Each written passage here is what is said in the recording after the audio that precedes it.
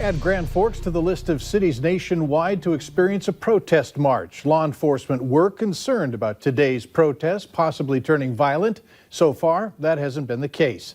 Valley News Team's Joshua Peguero joins us live from Grand Forks, where the march began, on what he's seen so far. Joshua?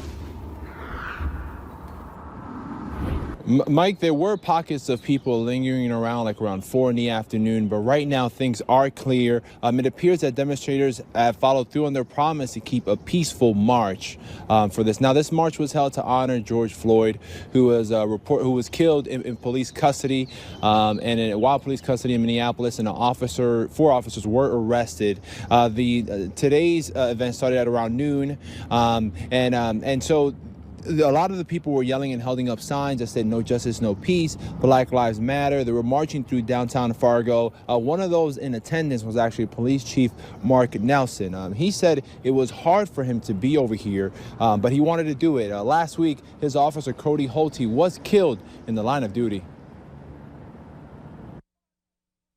It is hard. You know, I buried one of my officers on Tuesday, and we really haven't had a chance to grieve yet. We do our job, we do it with empathy, we do it with professionalism, and we'll continue to serve, and we'll find our time to grieve when appropriate. Several people spoke at today's march, including the Grand Forks mayor and a city councilwoman. The chief says they did receive some threats, but none were credible. Mike? Joshua, what's the plan for Grand Forks Police tonight? We all know what happened here in Fargo after the formal march took place. As a precaution, what are authorities going to be doing?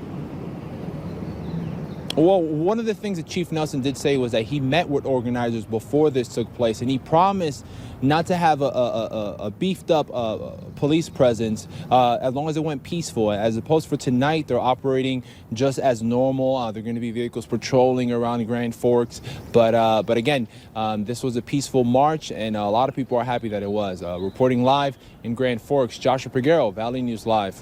All right, thanks so much, Joshua. As the